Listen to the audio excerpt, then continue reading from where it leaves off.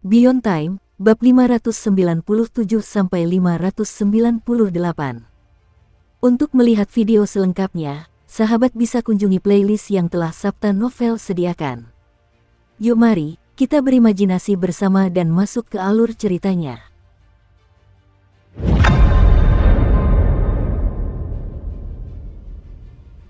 Suara kapten terdengar di telinga Suking, tetapi dia tidak berbicara. Dia merasa alur cerita ini agak familiar. Dia ingat bahwa kala itu di aula pemberontak bulan, dia juga pernah bertemu dengan seorang ahli yang mengaku sedang mengembangkan tubuh yang kebal terhadap semua racun. Saat itu, setelah transaksi, dia bahkan berkali-kali mengingatkan pihak lain untuk tidak langsung mengonsumsi pil racun tersebut. Setelah itu, pihak lain tidak muncul lagi dan dia sibuk meracik pil untuk Liu Fei, jadi dia tidak terlalu memperhatikan hal ini. Apakah itu orang yang sama? Gumam Suking dalam hati. Orang ini pasti sedang terburu-buru, jadi hadiahnya sangat besar. Kapten mengeluarkan buah persik dan menggigitnya sebelum melanjutkan. Aku rasa dengan kehadiran Tuan Tua, meskipun pihak lawan hanya memancing, kita tidak akan menghadapi bahaya. Jika dia benar-benar meminta bantuan, King kecil, dao racunmu mungkin bisa menyelesaikannya dengan mudah. Bagi kami, ini seperti mengambil uang. Kapten mengeluarkan sebuah apel dan memberikannya kepada Suking. Bagaimana, King kecil? Kau akan melakukan ini atau tidak? Meskipun kau tidak bisa masuk ke aula pemberontak bulan, tidak apa-apa. Aku di sini. Suking mengambil apel itu. Setelah berpikir sejenak, dia setuju. Dia berencana untuk pergi dan melihat apakah itu orangnya. Jika memang benar, dia memang akan mampu menetralisir racun itu saat lewat. Lagi pula, informasi kutukan yang diberikan pihak lain kepadanya saat itu memang benar. Pihak lain telah diracuni dengan pil racunnya, jadi dia harus membantu. Melihat Suking setuju, sang kapten diam-diam merasa senang. Dia melirik pewaris yang sedang bermeditasi di kejauhan. Akan sia-sia jika tidak memanfaatkan keberadaan akumulasi jiwa. Sebenarnya, dia memiliki motif lain dalam hal ini, yaitu untuk membuat namanya terkenal di aula pemberontak bulan. Sejak bergabung dengan Moon Rebel Hall, sang kapten menemukan struktur di sana dan memahami bahwa di gunung yang berpusat pada perdagangan seperti itu, reputasi sangat penting. Namun, dia tidak mau menjual barang-barangnya sendiri. Jadi, dia berencana untuk mengambil pendekatan yang berbeda dan membangun reputasinya sendiri dengan membantu orang lain. Selain itu, ada pil utama 9. Terlalu banyak orang yang menunggu di luar kuilnya setiap hari. Aku tidak bisa masuk, aku harus memikirkan cara. Pikiran sang kapten berkecamuk. Dia menatap Suking dan tiba-tiba berbicara. King kecil, bagaimana penelitianmu tentang kutukan? Aku punya beberapa ide, kata Suking, tatapannya tertuju pada sang kapten. Kebanggaan dan kegembiraan sang kapten sebelumnya tentang bergabung dengan aula pemberontak bulan membuat Suking ragu untuk menyebutkan keanggotaannya sendiri, karena takut hal itu akan meredam kegembiraan sang kapten. Tidak apa-apa, bagaimana kutukan itu bisa dihilangkan semudah itu. Namun, jika ada waktu, kamu bisa mempelajari pil penghilang kutukan.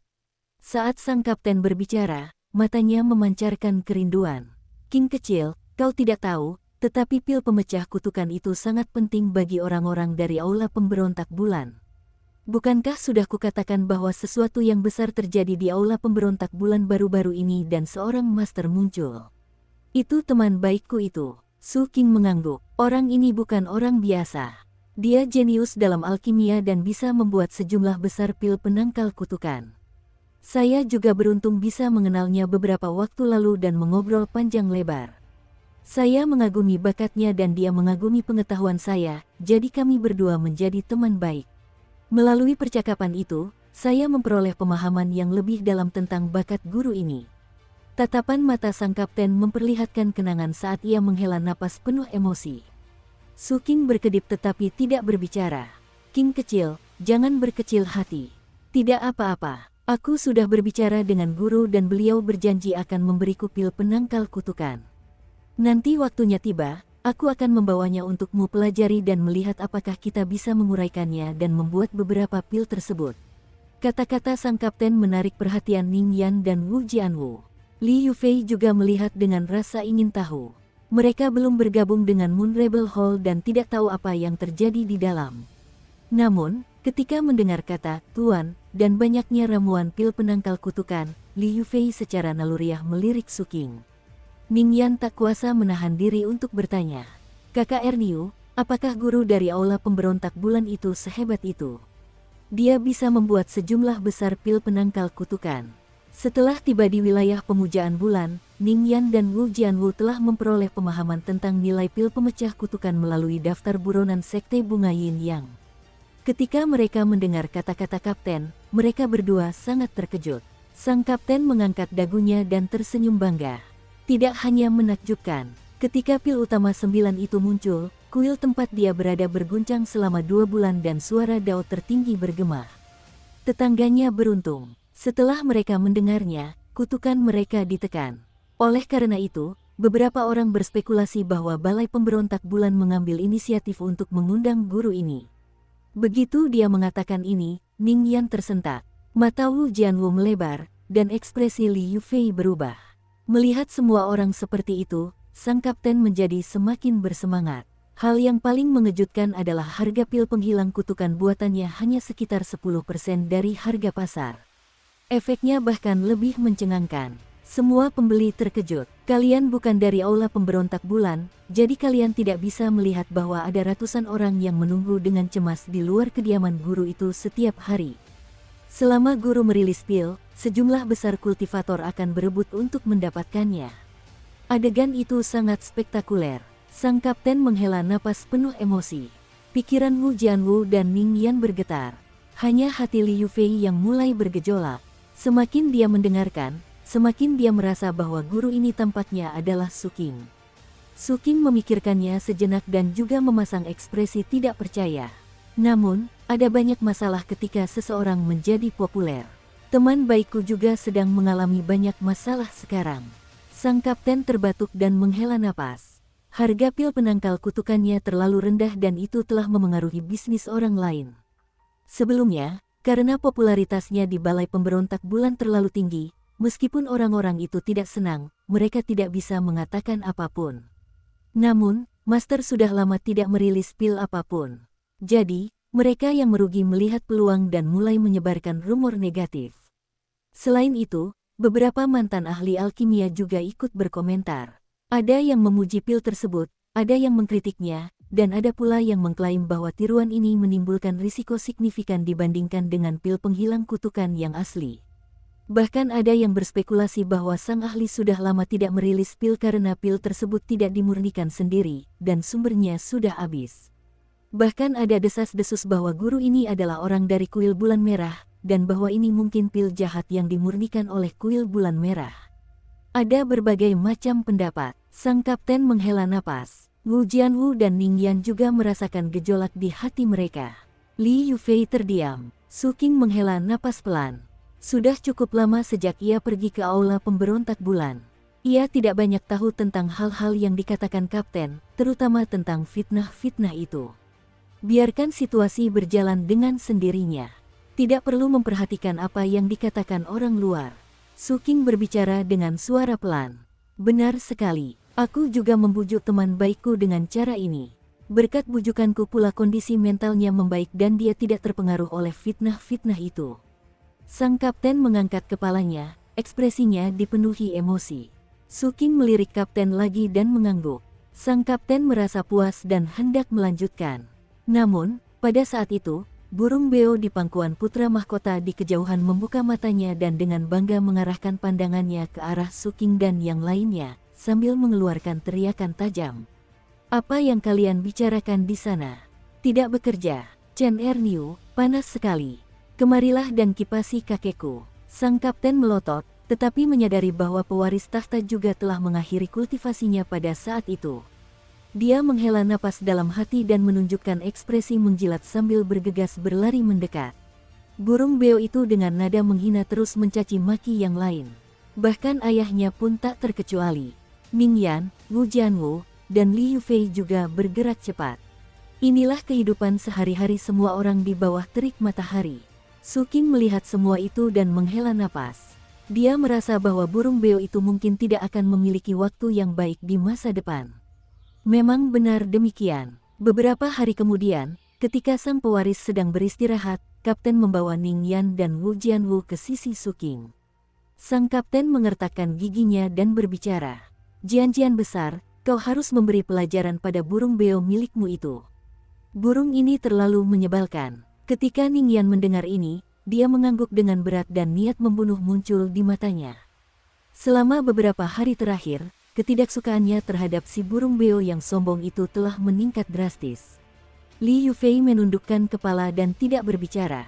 Dia tahu bahwa tidak baik baginya untuk berbicara di sini, tetapi dalam hatinya dia menyetujuinya. Melihat itu, Wu Jianwu terdiam sejenak. Kemudian dia menarik napas dalam-dalam dan menunjukkan ekspresi penyesalan sambil membacakan sebuah puisi dengan suara rendah.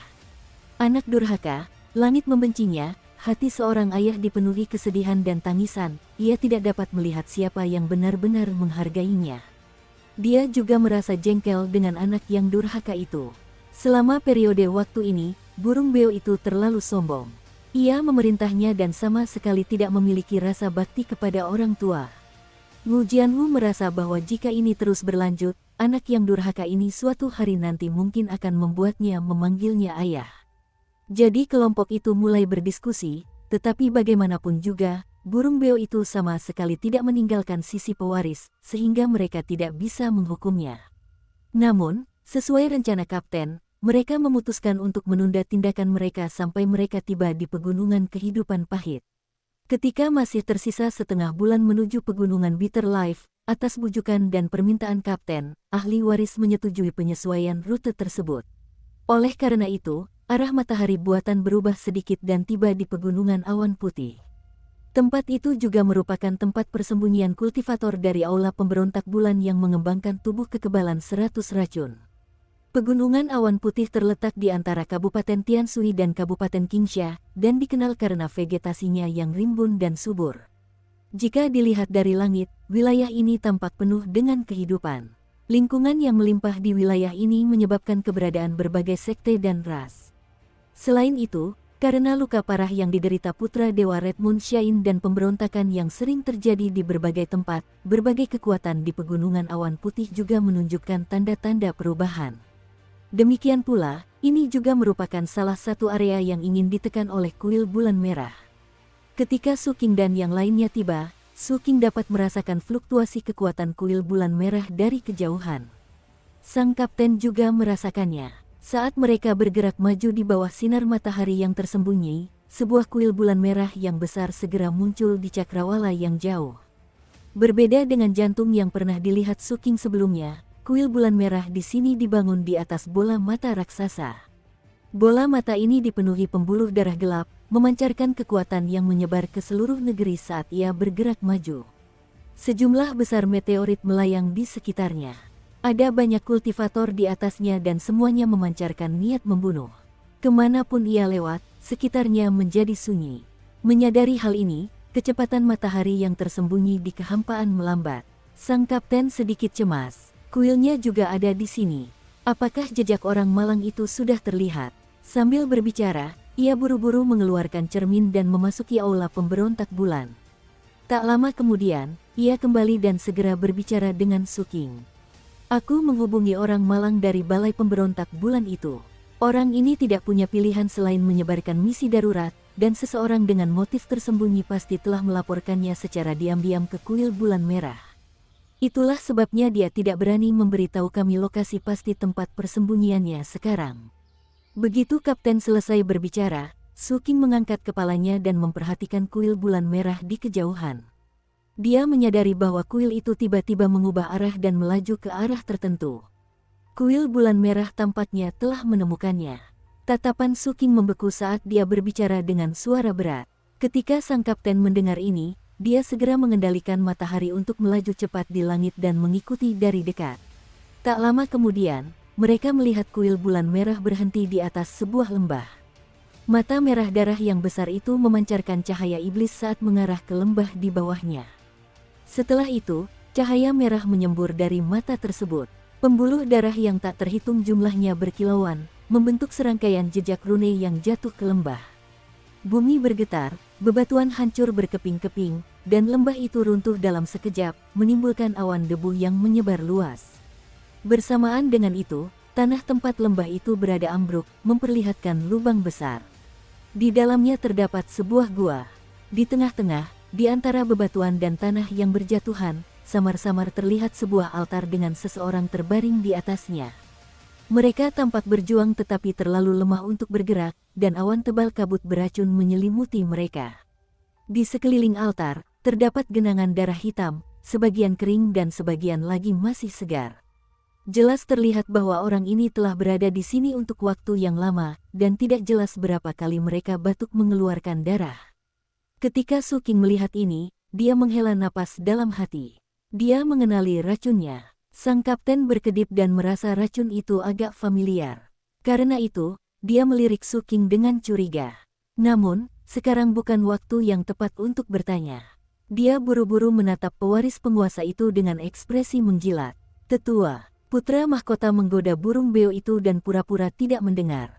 Sang kapten tak berdaya dan menatap Su Qing dengan tajam. Su Qing menoleh dan membungkuk hormat kepada pewaris sambil berbicara dengan lembut. Senior. Ketika pewaris mendengar ini, dia mengangkat kelopak matanya dan berbicara dengan tenang. Kamu harus memanggilku apa? Su Qing berkedip dan langsung menjawab. Tetua. Catatan, Yeye artinya kakek. Ini adalah istilah sayang yang digunakan untuk memanggil kakek atau pria lanjut usia. Kita lanjut ke alur ceritanya.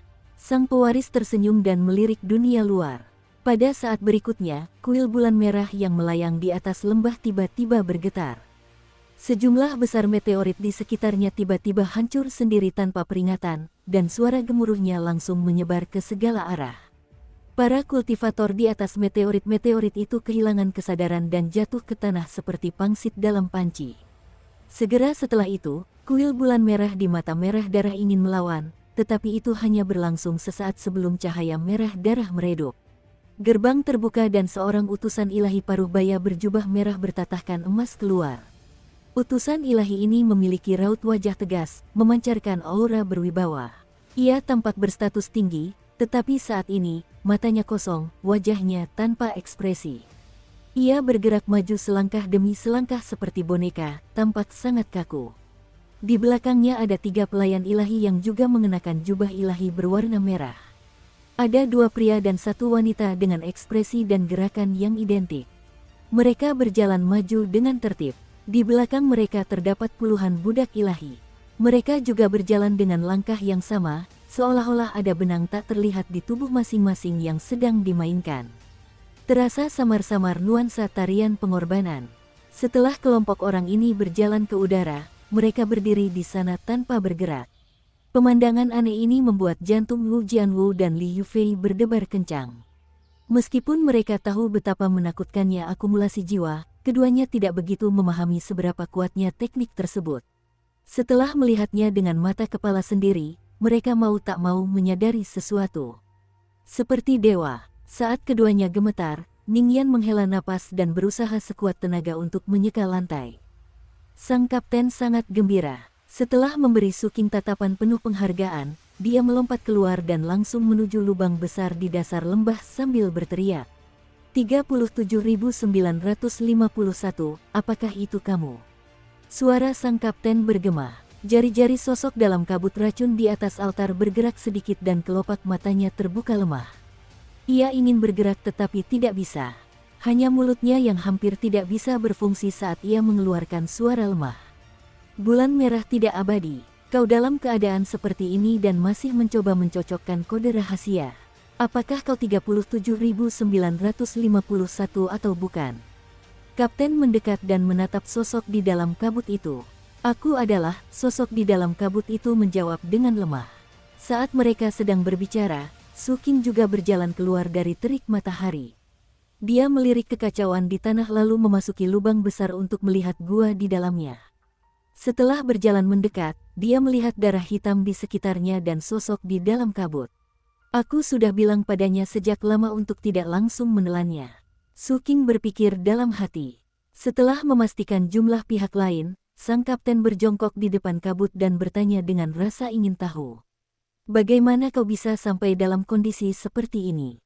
Bukankah kau melatih tubuh kekebalan 100 racun? Kau sangat lemah.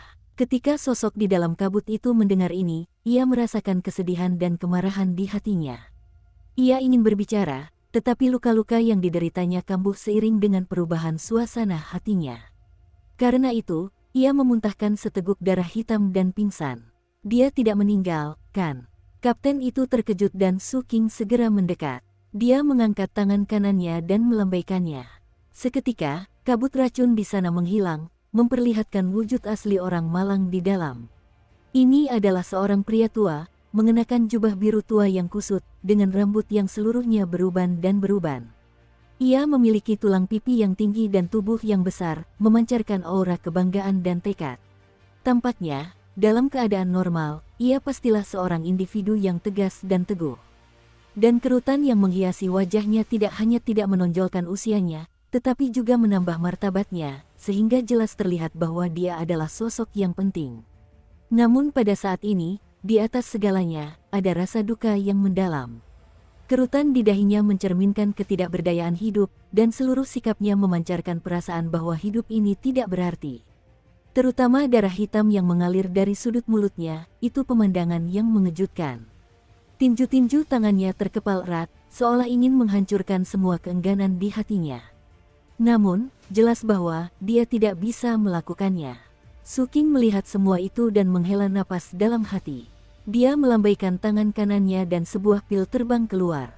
Setelah mendarat di depan lelaki tua itu, pil itu tiba-tiba meledak, berubah menjadi gumpalan gas putih yang memasuki 7 lubang tubuh lelaki tua itu dan mulai mendetoksifikasi racun. Tak lama kemudian, sebagian besar racun di tubuh lelaki tua itu dinetralisir oleh Su Qing. Ketika kapten melihat ini, ekspresinya menjadi semakin curiga.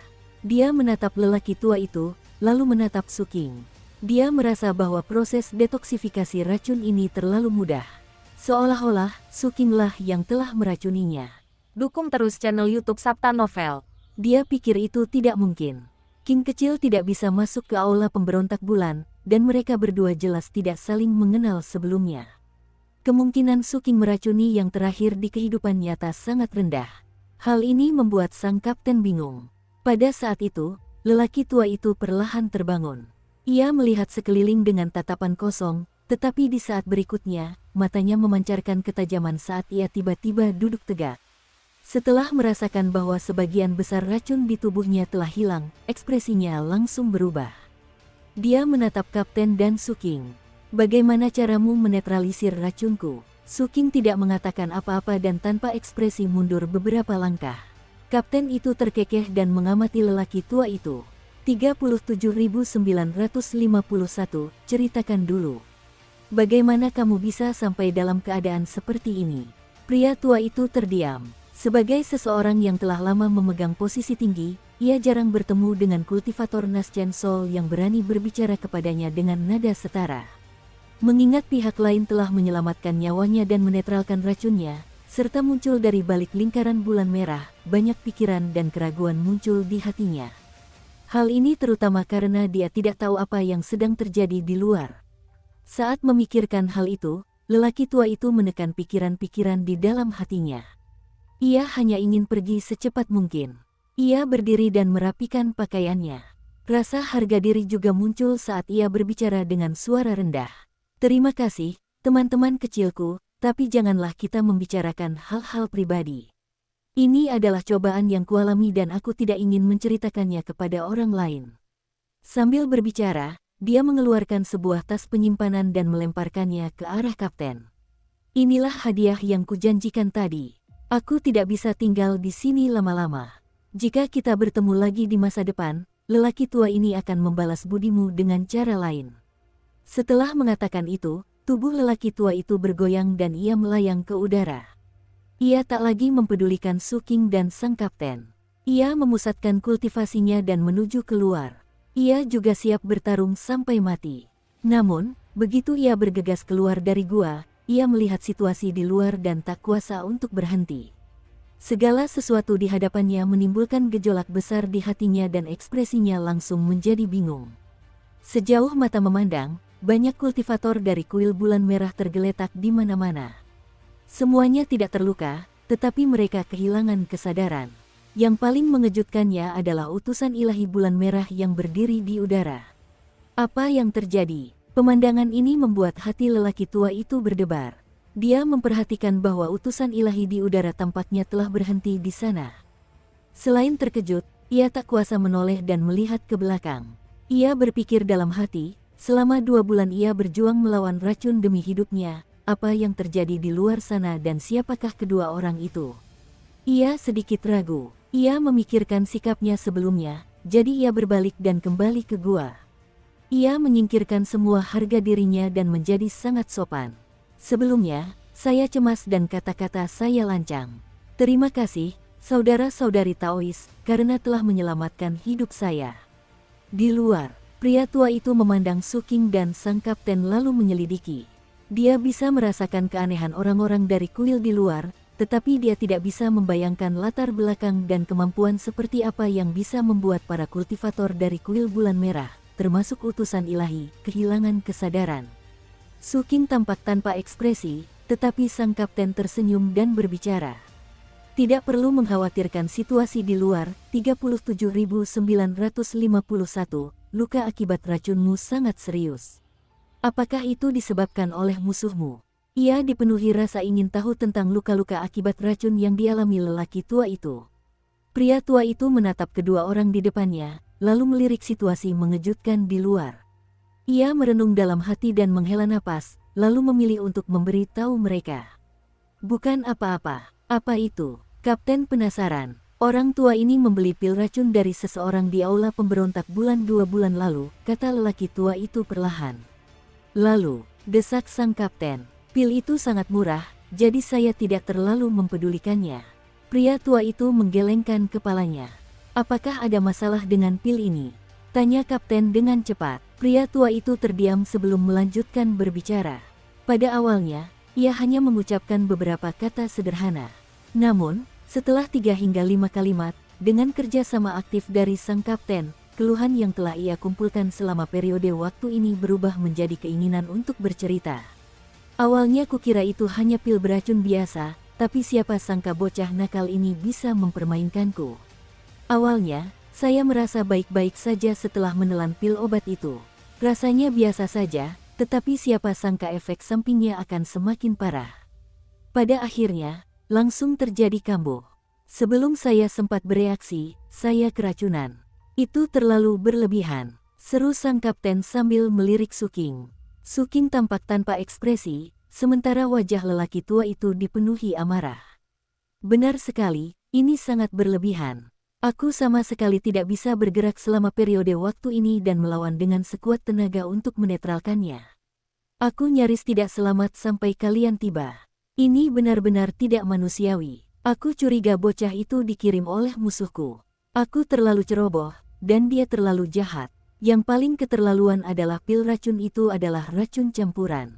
Racun campuran sangat mahal, tapi dia benar-benar menjualnya kepadaku hanya dengan imbalan informasi.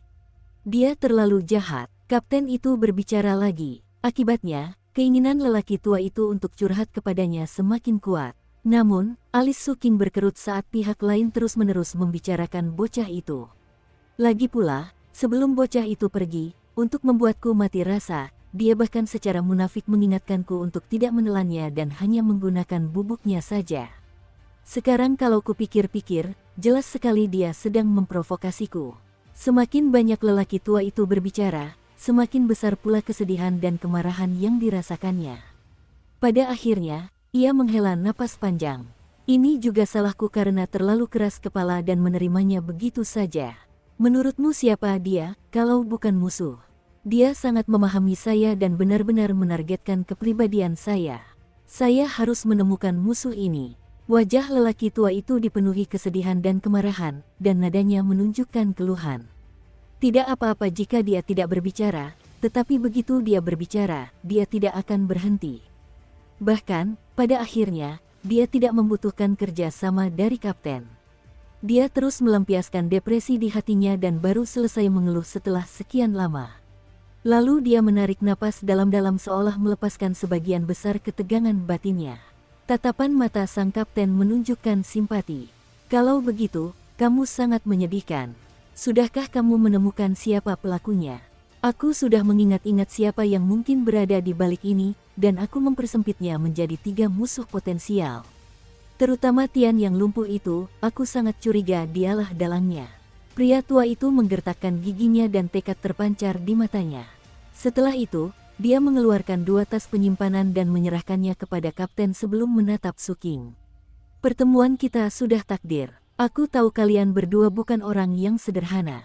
Aku tahu aturannya dan tidak akan membicarakan kalian di luar. Ini hanya sedikit tanda penghormatan. Mari kita berteman. Sang kapten tertawa dan mengambil tas-tas penyimpanan itu. Dengan kesadaran ilahinya, ia menemukan bahwa ada banyak barang bagus di dalamnya. Karena itu, ia tersenyum cerah dan berbicara dengan antusias. Kita sudah berteman baik. Ingat untuk menancapkan dupa di depan pelipisku nanti. Tentu. Lelaki tua itu berkata dengan sungguh-sungguh sambil menangkupkan tinjunya ke arah Suking sebelum mengucapkan selamat tinggal. Sambil memandang punggung lelaki tua itu, sang kapten menimbang tas-tas penyimpanan di tangannya dengan puas. Adapun pemandangan para kultivator kuil bulan merah yang tampak linglung seperti yang dilihat pihak lain, sang kapten tidak terlalu khawatir tentang kemungkinan terbongkarnya identitas mereka. Lagi pula, dengan adanya orang tua itu di sekitar. Mendengar itu, sang kapten mengedipkan mata pada Suking dan berbicara dengan suara rendah. King kecil, menurutmu apakah aku harus terus menerima beberapa misi? Ini terlalu mudah. Jika kau tidak ingin muntah darah sepanjang perjalanan kembali ke pegunungan kehidupan pahit, sebaiknya kau jangan melanjutkan. Suking menggelengkan kepalanya dan menjawab dengan tenang. Sampai saat ini, dia telah berinteraksi dengan pewaris penguasa dan memiliki beberapa pemahaman tentang tetua pengumpulan jiwa ini. Dia merasa bahwa pihak lain sebenarnya tidak memiliki niat baik atau jahat. Kecuali jika ia menemui kesepakatan penting, apakah ia akan bertindak atau tidak bergantung pada suasana hatinya. Kali ini, dia memilih untuk membantu, tetapi bukan berarti hal yang sama akan terjadi lain kali. Sang kapten merasa sedikit menyesal. Namun, ketika ia mengingat bagaimana ia muntah darah akibat tatapan pihak lawan di Sungai Yin pengorbanan, ia merasa lebih baik tidak mengambil risiko. Meskipun dia mengeluarkan banyak darah. Aku terlalu lemah dalam hidup ini. Kapten itu menghela napas. Setelah itu, adegan-adegan keluhan lelaki tua itu sebelumnya muncul dalam pikirannya. Karena itu, dia melirik Suking dan memasang senyum palsu, seolah-olah dia telah menebak semuanya. King kecil, kau meracuninya, kan? Setelah mengatakan itu, dia memperhatikan ekspresi Suking dengan saksama. Suking menatap mata kapten dan berbicara dengan serius. Benar, aku yang melakukannya. Aku menjualnya kepadanya. Sang kapten terkejut dan bertanya. Kau juga memasuki aula pemberontak bulan. Inilah hal yang paling dia khawatirkan. Ketika Suking mendengar ini, ekspresinya tetap serius sambil mengangguk. Aku masuk sudah lama sekali. Sejujurnya, aku sahabat terbaikmu, Master Pil Nine. Awalnya sang kapten terkejut, tetapi ketika mendengar ini, dia tak kuasa menahan tawa. Aku hampir tertipu oleh sandiwaramu, King kecil. Kau memang cukup pintar sekarang, tapi kau masih terlalu polos. Aku mengenali ekspresi serius itu, setiap kali kau memasangnya, itu hanya kedok. Soal membual, kau masih harus banyak belajar. Nanti akan kuajari. Suking berkedip dan tidak mengatakan apapun saat dia berjalan maju. Sang kapten buru-buru mengikuti di belakang. Sambil berjalan, ia tak kuasa menahan diri untuk berbicara. King kecil, apakah yang kau katakan itu benar? Memang benar, kata Suking dengan tenang. Kalau begitu, berikan aku pil penghilang kutukan untuk membuktikan bahwa kau adalah sahabat terbaikku. Sang kapten menatap mata Suking. Tidak ada yang tersisa. Suking menggelengkan kepalanya. Dia belum memurnikan pil pada Li Yufei baru-baru ini, jadi dia tidak memiliki pil apapun padanya. Ketika kapten mendengar ini, dia tertawa lagi. Kebetulan sekali dia hilang. Aku tahu kau sedang membual, King kecil. Baiklah, kaulah dia. Setelah itu, ia mulai menghitung barang-barang di dalam tas penyimpanannya. Setelah membagikan setengahnya kepada Suking, keduanya berjalan keluar dari gua tempat altar berada dan kembali ke matahari. Bersama mereka ada para kultivator kuil dan mata raksasa berwarna merah darah. Para kultivator kuil, termasuk utusan ilahi yang telah kehilangan kesadaran, semuanya dipindahkan ke sini dan tergeletak berserakan di sekitar. Melihat hal ini, Ning Yan, Wu Jianwu, dan Li Yufei semakin merasa hormat kepada pewaris tahta. Pada saat yang sama, mereka juga secara naluriah merasakan rasa aman. Saat matahari buatan bersinar, semua orang meninggalkan pegunungan awan putih dan menuju ke pegunungan kehidupan pahit. Penilaian sang kapten benar. Kemampuan kognitif lelaki tua yang telah berjuang melawan racun selama lebih dari 2 bulan itu memang terpengaruh. Saat ia melaju melewati pegunungan, cerita lain telah berakar di benaknya. Cerita ini sama dengan apa yang terjadi, tetapi tidak ada kuil bulan merah. Pada saat yang sama, di bawah terik matahari, sang kapten, yang sangat puas dengan hasil panennya kali ini, merenungkan kebenaran kata-kata Su Qing. Saat pewaris itu mengangkat tangan, jantungnya tiba-tiba berdebar kencang. Sang pewaris yang telah berubah menjadi lelaki tua itu memegang bola mata di tangannya dan mempermainkannya. Dari waktu ke waktu, dia mencubitnya, menyebabkan ekspresi sang kapten berubah berulang kali. Su Qing juga melihat ke arah sana. Saat itu, dia penasaran dengan asal-usul jantung raksasa tempat kuil bulan merah berada di atas laut api surgawi. Ketika dia memikirkan mata merah darah dengan cabang lain dari kuil bulan merah dan ekspresi kapten, dia termenung. Su Qing, sang pewaris berbicara dengan tenang. Apakah kau tahu mengapa kuil bulan merah selalu ada di beberapa organ saat mereka keluar? Su Qing menggelengkan kepalanya. Sang pewaris tersenyum dan menatap kapten dengan tatapan dalam. Erniu, tahukah kau, tetua, aku juga tidak tahu. Tepat setelah kapten selesai berbicara, ia melihat putra mahkota hendak menghancurkan mata itu dengan 2 jari. Ia segera meluruskan ekspresinya dan berbicara dengan sungguh-sungguh. Tetua, aku ingat sekarang. Oh, putra mahkota tersenyum tipis. Tatapan Su Qing juga tertuju pada sang kapten. Adapun Ning Yan dan yang lainnya, mereka segera menoleh. Sang kapten menarik napas dalam-dalam dengan ekspresi serius. Saya pernah membacanya di beberapa dokumen. Dahulu kala, ada seorang tokoh yang luar biasa heroik dan hebat, seperti seorang pahlawan, yang penyayang dan peduli, dengan rasa empati yang mendalam terhadap semua makhluk hidup. Meskipun memiliki kekuatan untuk menjalani hidup menyendiri, pada akhirnya ia memilih untuk mengambil tindakan tegas. Ia memilih untuk berperang melawan Dewi Merah di dataran para dewa, semua demi cahaya di hatinya, demi keadilan jiwanya, demi masa depan segala sesuatu, dan untuk menyelamatkan makhluk hidup dari malapetaka. Pertempuran itu menimbulkan kegemparan di seluruh Wanggu, mengguncang langit berbintang, dan membuat langit dan bumi berduka. Pahlawan luar biasa ini, yang dipenuhi keberanian dan kebenaran, berjuang melawan Dewi Merah yang sangat jahat selama 300 tahun. Selama 300 tahun itu, dunia berubah warna, angin mengamuk, dan fluktuasi terasa di seluruh kosmos. Banyak dewa tergerak, dan makhluk yang tak terhitung jumlahnya berdoa untuknya. Tetapi langit iri pada bakat yang hebat.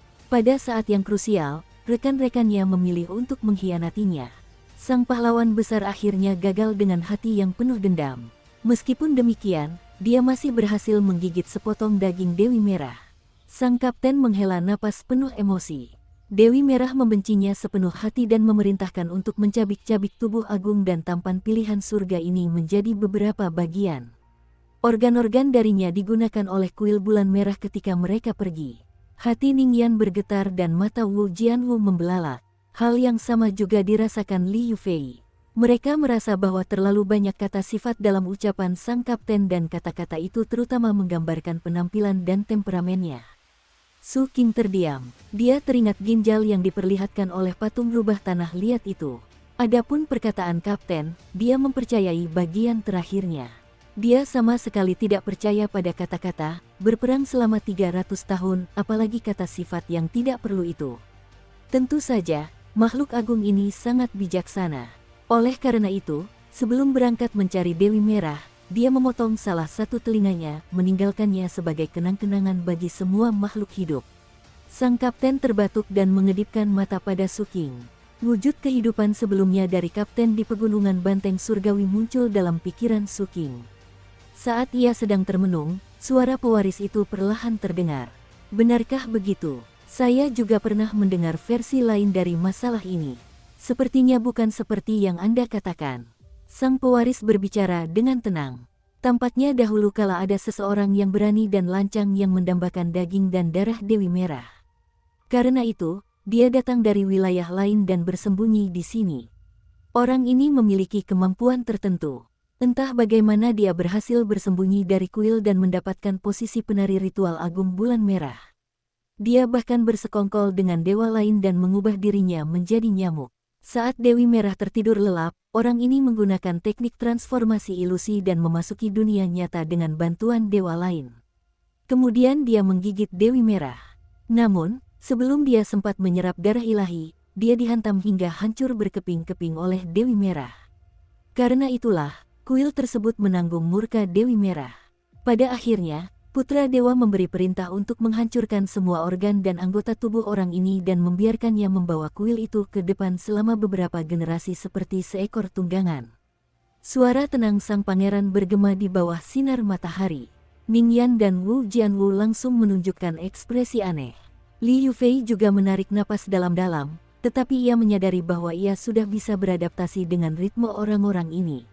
Lagi pula, dia sudah pernah bersentuhan dengan akumulasi jiwa yang hidup. Jadi, nyamuk yang menggigit Dewi Merah bukanlah masalah besar. Su Qing melirik sang kapten. Dibandingkan dengan apa yang diucapkan kapten sebelumnya, ia merasa bahwa versi ucapan pewaris ini lebih sesuai dengan kepribadian sang kapten. Sang kapten tersenyum canggung dan buru-buru mengganti topik pembicaraan. Qing kecil, kita akan sampai di pegunungan kehidupan pahit paling lama setengah bulan lagi. Bagaimana apotek yang kau buka? Sudah kau beri nama? Apakah kau perlu aku beri nama? Misalnya, sebut saja apotek Qing Niu. Atau apotek Niu Niu. Su Qing mengabaikannya. Dia tahu bahwa kapten berusaha membuatnya melanjutkan percakapan untuk mengatasi kecanggungan tersebut. Namun, meskipun dia tidak menjawab, Linger merasa tidak senang. Tidak perlu, kami sudah punya nama. Namanya Green Spirit Hall. Selama periode waktu ini, Linger tidak berani menunjukkan wajahnya. Dia takut pada pewaris tahta. Namun, sekarang setelah dia melihat bahwa kapten hendak merebut nama yang diberikan olehnya dan kakak Su Qing, dia tidak peduli lagi dan segera keluar untuk menghentikannya. Aula Roh Hijau. Sang kapten sangat gembira dan buru-buru bertanya. Nama ini tidak buruk. Bagaimana bisnis apotek kita? Bisnis berjalan sangat baik. Di kota kecil ini, bisnis kami tak tertandingi. Kami memiliki 100 pelanggan setiap hari. Kata Linger dengan bangga. Itu luar biasa. Apakah apoteknya besar? Kapten kapal langsung berseru kaget dan bertanya secara detail. Sangat besar. Saat Linger berbicara, bayangan apotek yang bagaikan surga tercermin dalam pikiran Ningyan dan Wu Jianwu. Sang pewaris juga tersenyum dan mendengarkan. Begitu saja, waktu berlalu. Matahari yang tersembunyi terus mendekati pegunungan kehidupan pahit. Ketika masih tersisa 5 hari, apotek kecil yang indah yang telah digambarkan Linger kepada semua orang di kota bumi pegunungan kehidupan pahit itu runtuh.